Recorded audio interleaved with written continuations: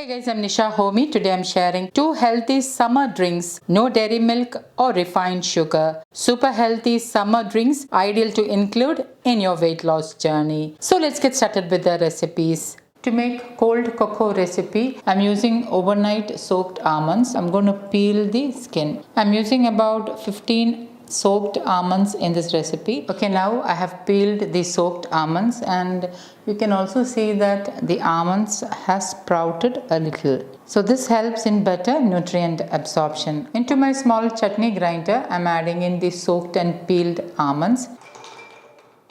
Into this I'm adding in half cup water, 1 tablespoon arrowroot powder, add in 1 tablespoon unsweetened raw cacao powder.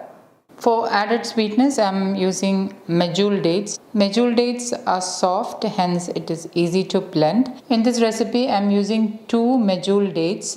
You can increase or decrease dates to suit your taste. If you don't have soft medjool dates at hand, then you may need to soak the dates before using. And now I'm going to blend all this really well. And once blended, it has become into a thick, creamy consistency. Into a saucepan, I am adding in the blended mix. Now into the chutney grinder, I am adding in 3/4 cup water. And I am washing down the residue into the saucepan.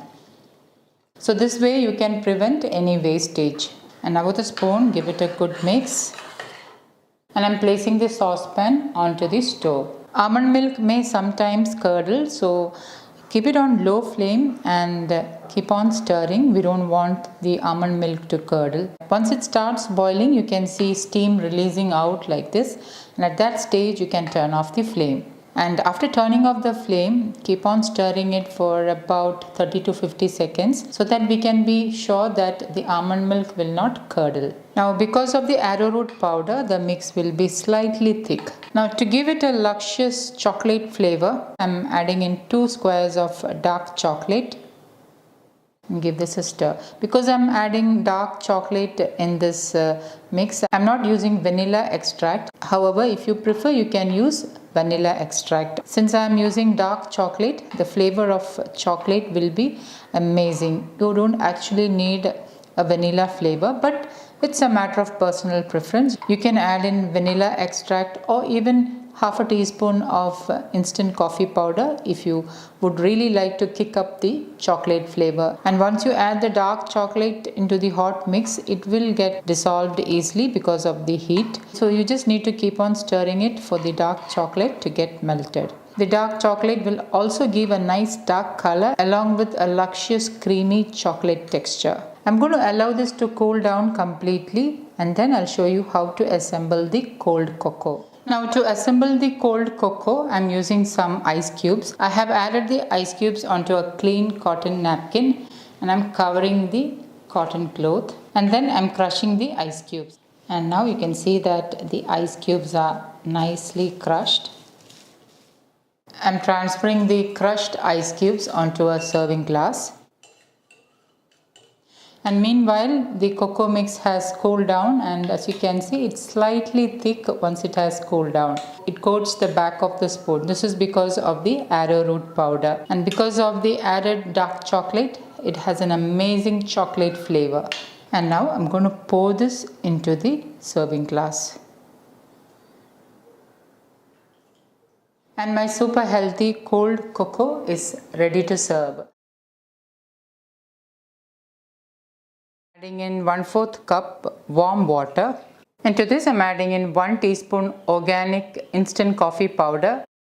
You can increase instant coffee powder as per your taste. 1 to 1.5 teaspoons of coffee powder will be ideal. And once it is nicely mixed, keep it aside. Into my small chutney grinder, I'm adding in 10 to 12 overnight soaked and peeled almonds. I'm adding in 1 soft medjool dates. Now, if your dates is not soft like mine, you may need to soak it for at least 10 minutes and then add it into the blender. I'm using medjool dates and as you can see, it's very soft and is easily blendable. This I'm adding in half cup water.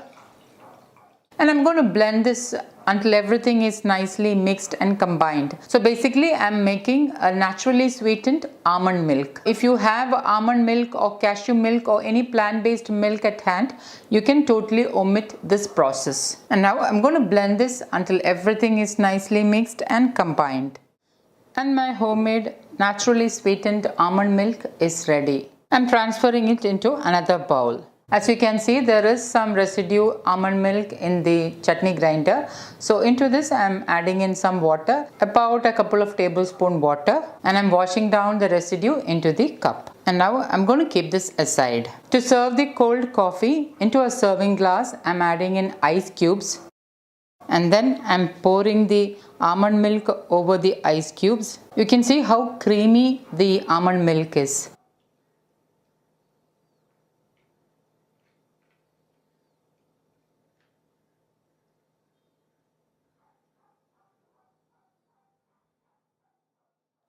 And lastly, I'm topping it with the prepared coffee.